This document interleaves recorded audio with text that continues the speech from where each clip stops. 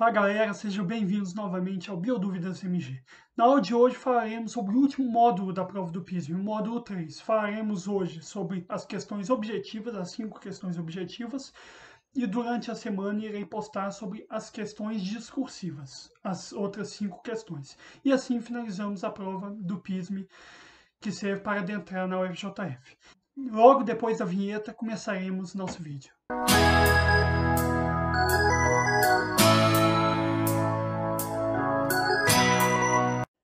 Galera, a primeira questão vai estar falando sobre a teoria moderna da evolução. A teoria moderna da evolução nada mais é do que as junções das ideias darwinistas, do evolucionismo, e das ideias geneticistas, de Mendel, tudo bem? Com aprimorações de ambos. Aí o que acontece, galera? Darwin, nos momentos em que ele fez seus experimentos, e inclusive nas suas viagens, ele observou que os indivíduos não eram iguais. Mesmo indivíduos da mesma espécie apresentavam variabilidade. Porém, Darwin, por não ter uma tecnologia na época muito avançada, como nós temos hoje, nós sabemos que hoje é por conta da mutação e da recombinação gênica. Mas Darwin, na época, ele não sabia disso. Apesar de haver uma discussão na comunidade científica se Darwin conversou com Mendel através de cartas, há uma dúvida nesse caso. Porém, o que eu quero que vocês lembrem é que Darwin não sabia de onde vinha essa variabilidade, por mais que ele soubesse que ela existia. E galera, como eu disse para vocês, a variabilidade vem de dois processos distintos, que pode ser a mutação e a recombinação gênica, tudo bem? A mutação nada mais é do que uma modificação na estrutura do DNA, que pode ocorrer pela depressão, ou seja, retirada, ou acréscimo, ou uma troca entre os nucleotídeos, tudo bem? Que vai formar, consequentemente, proteínas diferentes e pode gerar diferentes respostas. E no caso, algumas proteínas podem ser defeituosas ou não, de acordo com o resultado.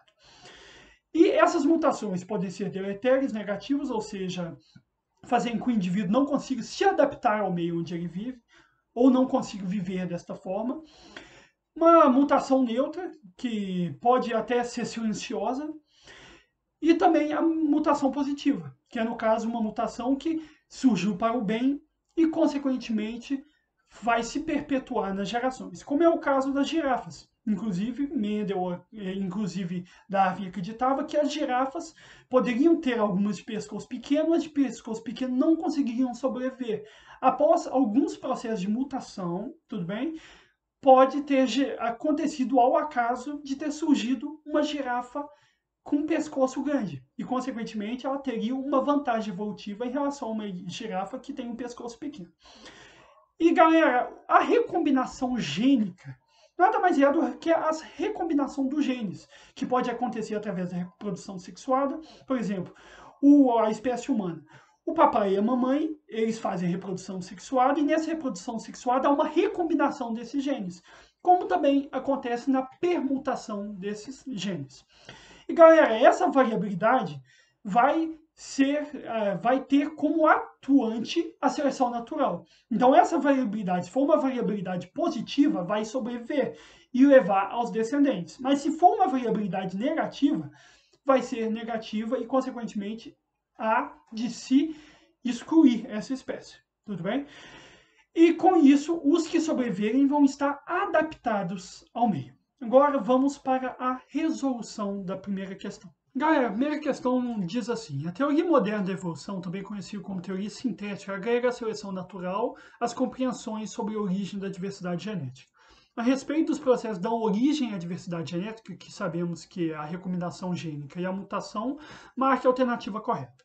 Letra A, deriva genética. Não, deriva genética é um processo em que há uma população original, acontece um efeito gargalo, alguns indivíduos vão sobreviver e esses indivíduos que sofreram, que conseguiam sobreviver, eles vão conseguir prosseguir, tudo bem? E, consequentemente, eles apresentaram alguma mutação ou alguma recombinação genética para poderem se adaptar ao novo ambiente. Então, não poderia ser deriva genética porque tem outros processos por trás da origem dessa diversidade na deriva. B, endogamia, não. A endogamia é um processo que não há diversidade genética, porque está havendo um acasalamento entre parentes. Polimorfismo não é.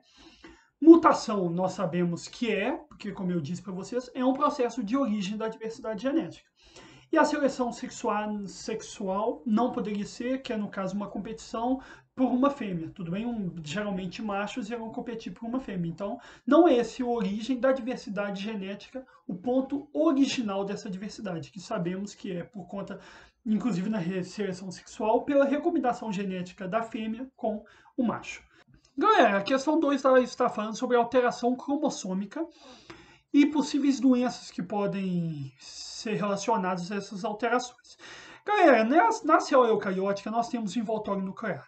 É uma característica exclusiva dos eucariontes e que os procariontes sentiram muita falta, porque os procariontes eles tinham uma região nucleoide que era mais ou menos onde ficava o material genético, mas não havia esse envoltório. Já no caso, as células eucarióticas apresentam esse envoltório revestindo seu material genético. Galera, esse material genético, quando ele é empacotado, o que acontece? Ele forma o cromossomo. Tudo bem? O cromossomo nada mais é do que um material genético todo enovelado. E esse enovelamento é feito através das proteínas histonas, que são muito importantes nesse enovelamento. E galera, o material genético é gigantesco. Se eles não fossem enovelados, eles não caberiam dentro da célula. Então, por isso, eles se formam em forma de cromossomos. E galera, as alterações cromossômicas vão acontecer geralmente pelo acréscimo ou depressão de algum cromossomo. Por exemplo, nós humanos geralmente temos 46 cromossomos, 23 vêm da mãe e 23 do pai. E o que acontece, galera? 44 dos nossos cromossomos são autossômicos, ou seja, não são cromossomos sexuais, e outros 2 são cromossomos sexuais. Então, nós já aí sabemos que há uma diferenciação bem grande entre esses cromossomos. E geralmente, galera, as doenças que vamos estar relacionando aqui, no caso da síndrome de Down, tem a ver com o cromossomo 21. Mas as doenças que vamos estar falando nessa questão vão estar relacionadas aos cromossomos sexuais. Bem, por exemplo, a doença que a questão está falando é sobre a doença ou síndrome de Klinefelter. Essa síndrome vai acontecer quando um homem nascer com 2x, ao invés de um x e um y, porque naturalmente o homem é XY e a mulher XX, tudo bem? Quando o homem nasce XXY, ele vai ter 47 cromossomos, no caso 3 sexuais. Esse erro, galera, dessa síndrome pode ocorrer pela problemas na meiose materna, meiose 1 e meiose paterna 1, e problemas também na fase mitótica desses indivíduos, tudo bem? O que pode causar esta doença. E geralmente foi percebido que esses problemas ocorrem muito em mulheres acima da idade, tudo bem? Em mulheres acima da idade, não colocando assim uma generalização, mas as pessoas que tinham esse problema, as mulheres acima da idade que tinham filhos poderiam ter problemas com a síndrome, porque alteraria geralmente na meiose 1. Galera, a questão 2 fala o seguinte: um filme argentino lançado no ano de 2007 conta a história de Alex, um menino que, devido a uma alteração genética, apresenta características físicas femininas.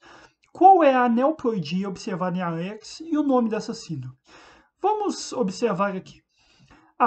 XY0 e síndrome de Down, nós sabemos que a síndrome de Down não causa essas características específicas. A síndrome de Down é um problema com o cromossomo 21. B, XXXY e síndrome do triplo X. Não, no caso aí geraria o XXXY, seria uma mulher. Nós não teríamos aqui um homem, beleza? Seria uma mulher que apresentaria algumas características masculinas. X0 e síndrome de Turner? Não, não seria a síndrome de Turner nesse caso. Que no caso ocorre em mulheres, que apresentam apenas um X. XYY e síndrome do XYY? Não, não é a síndrome do XYY. E agora XXY e síndrome de Klinefelter. Nós sabemos que é a síndrome de Klinefelter, porque como eu já tinha dito no enunciado para vocês, além de ela causar essas alterações cromossômicas, vai ter 2x ao invés de ter apenas um x, esse homem terá 2x e vai apresentar características femininas que são devidas ao segundo x que ele apresenta em seu cromossomo sexual. Galera, a questão 3 fala sobre células-tronco e embriologia. Aí vamos começar pela embriologia. A embriologia, galera, nada mais é do que o estudo do desenvolvimento do embrião, tudo bem? Desde a época do zigoto até o final do seu desenvolvimento embrionário. Galera, o que vai acontecer? O zigoto, nós podemos observar em sua estrutura que ele vai ser 2N, ou seja, a fecundação de um gameta feminino N com um gameta masculino N, que vai formar um indivíduo diploide 2N. E galera, o zigoto ele vai sofrer uma divisão através da mitose. Essa divisão é chamada de blastômero, tudo bem? O blastômero será, perdão, a divisão não. O blastômero será formado através dessa divisão. E logo depois esse blastômero sofrerá novas divisões, chegando à forma de mórula, que nada mais é do que o conjunto desses blastômeros, galera. E logo depois, a mórula, galera, vai sofrer novamente uma diferenciação, onde vai se transformar em blástula. E a blástula, galera, nada mais é do que essas células da mórula que vão ir para a periferia da célula. Tudo bem? Essas células da mórula vão migrar para a periferia, onde vai haver uma diferenciação entre blastoderme e blastocele. No caso, a blastoderme, como lembramos, derme, nos lembra muito a epiderme, então a superfície externa. E no caso, a blastocele, que é a parte interna dessa célula que foi formada, a blasto. E quanto às células-tronco, galera, elas podem ser divididas de diferentes formas, tanto em multipotentes, pluripotentes e totipotentes. As multipotentes são aquelas células-tronco que vão poder formar apenas alguns tipos celulares. Entre eles, nós podemos falar sobre as células da pele, por exemplo. As células da pele vão se desgastando e cada vez vai se formando mais. São células multipotentes. Já no caso, as pluripotentes, elas podem formar todos os tipos celulares, mas não podem formar anexos embrionários. Então, querendo ou não, ela não pode formar o corpo todo, teoricamente não pode formar o corpo todo, mas pode formar todos os tipos celulares. E no caso, as totipotentes, elas podem formar tanto todos os tipos de células corporais, quanto os anéis embrionários, ou seja, em outras palavras, poderia formar o corpo todo, se precisasse. Então, galera, o que a questão pediu? Vamos para a resolução.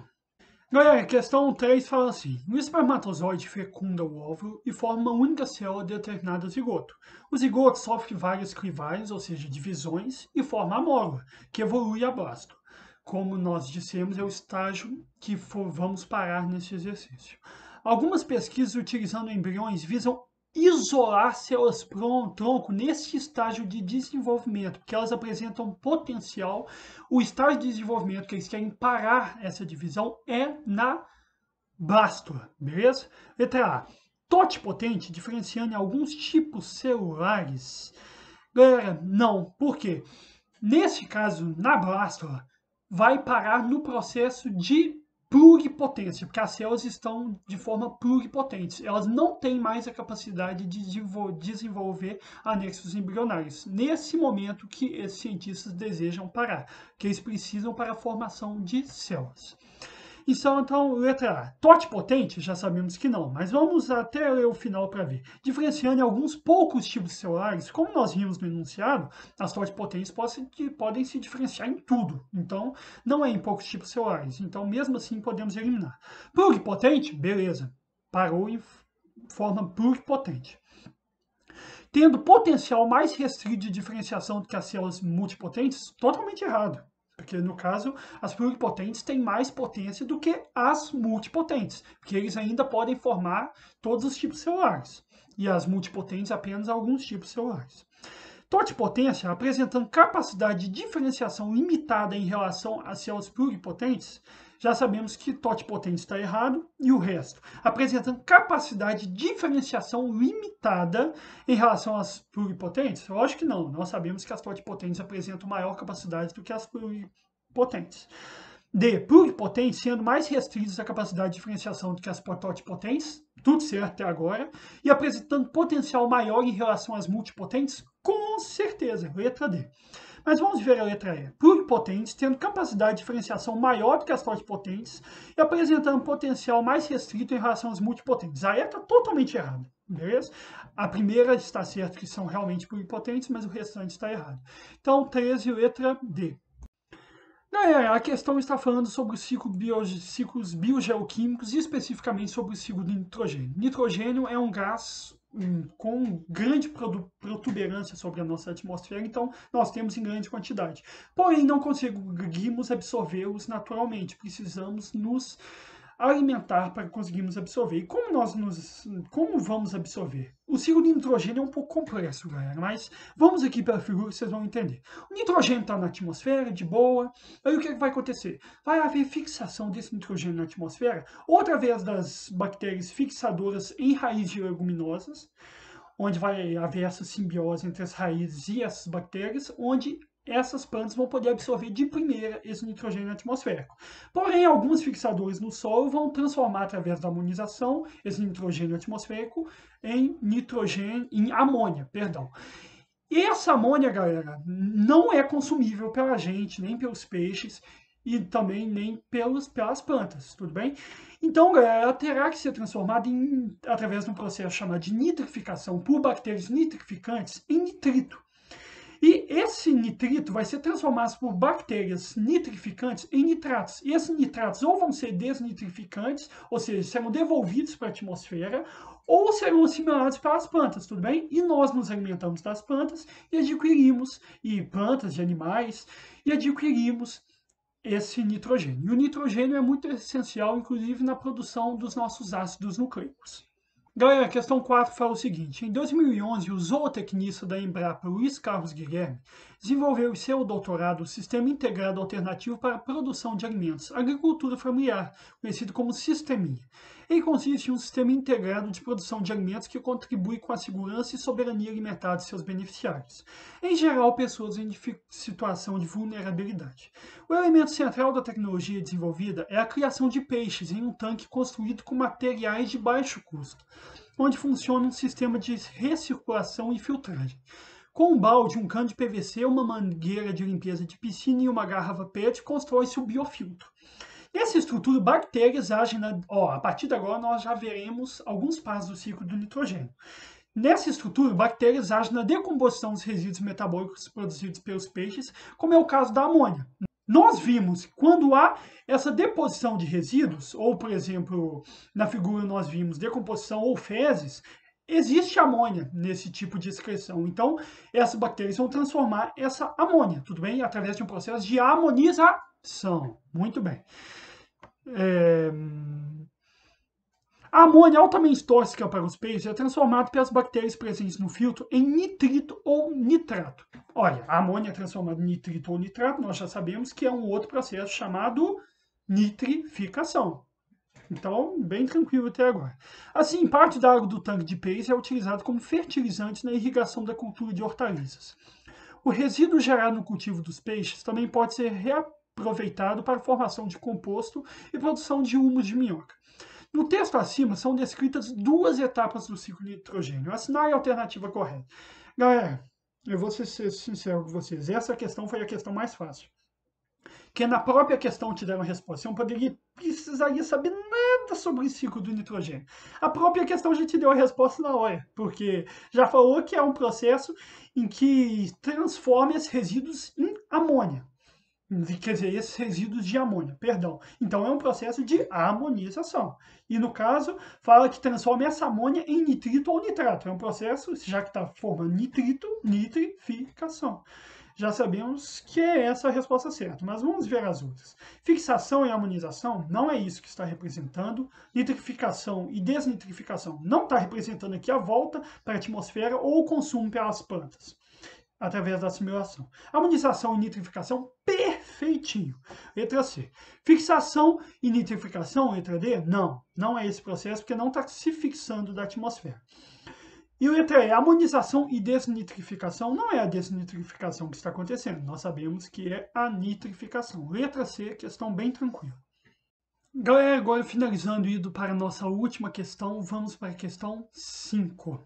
A questão 5 fala o seguinte: segundo a Resolução número 1 do Conselho Nacional do Meio Ambiente de 23 de janeiro de 1986, impacto ambiental é qualquer alteração das propriedades físicas, químicas e biológicas do meio ambiente, causada por qualquer forma de matéria ou energia resultantes das atividades humanas, que direta ou indiretamente afetam a saúde, a segurança, o bem-estar da população.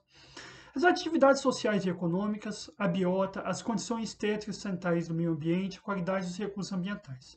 Avaliar a magnitude do impacto e o tempo de recuperação do sistema socioambiental são tarefas complexas que exigem a consideração de parâmetros diversos, como características fisioquímicas do produto, quantidade do produto derramado ou vazado, duração e tipo de descargas contaminantes, características biogeofísicas do ambiente onde deu o impacto, aspectos biológicos envolvidos e aspectos socioeconômicos. Com a resposta abaixo, exemplifica o aspecto biológico a ser considerado na avaliação da magnitude do impacto e o tempo de recuperação do sistema socioambiental. Primeiro, galera, uma das coisas que nós devemos priorizar quando a gente estiver fazendo alguma análise de algum desastre ambiental é a questão da biota. No caso, os seres vivos, no caso, seres bióticos. Por quê, galera? Existem várias regiões, inclusive posso citar aqui os campos rupestres, em que existe uma vegetação bem endêmica da região, uma vegetação que nós não encontramos nesses lugares, em outros lugares.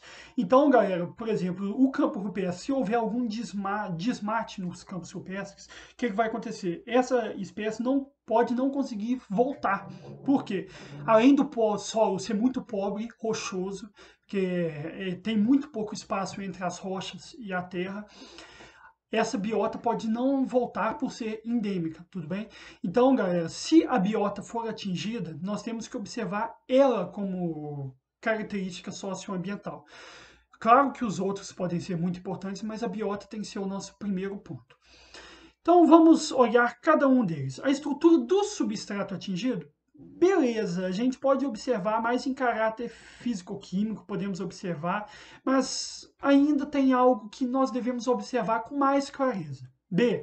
A reatividade química do produto envolvido no desastre ambiental com outros elementos abióticos presentes no ambiente. Nós não estamos agora falando especificamente de fatores abióticos, e sim de fatores biológicos bióticos. C. A dinâmica hidrológica do ambiente atingido? Claro, nós podemos observar isso, mas não é o fator biótico que a questão está querendo nos pedir. D. A presença e o tipo de poluentes inorgânicos persistentes é capaz de acumular no ambiente. Pode ser um fator também, mas isso não se encaixa em todas as qualificações que está pedindo. E a letra E é a biota da região atingida. Galera, letra E. Não tem como ser outra, porque a biota é essencial para o lugar onde ela está. Se ela for atingida e se for endêmica, pode nunca mais nascer e, consequentemente, perder uma espécie que pode ser de fundamental importância para o ecossistema que está distribuído. Então, galera, assim finalizamos nossa penúltima aula do PISM. É um prazer mais uma vez estar aqui com vocês. Qualquer dúvida podem deixar nos comentários. Se inscrevam no canal, deem um like e também compartilhem o vídeo se gostarem para os seus amigos e deixem o sininho de notificações. E já vão deixando no comentário de uma vez, galera, sugestões para próximos vestibulares. Logo começaremos o Enem, mas para os próximos vestibulares. Fiquem com Deus, biodúvida a todos. E uma última coisa. Durante a semana irei publicar a parte final, que são das questões discursivas. Biodúvida para todos. Fiquem com Deus.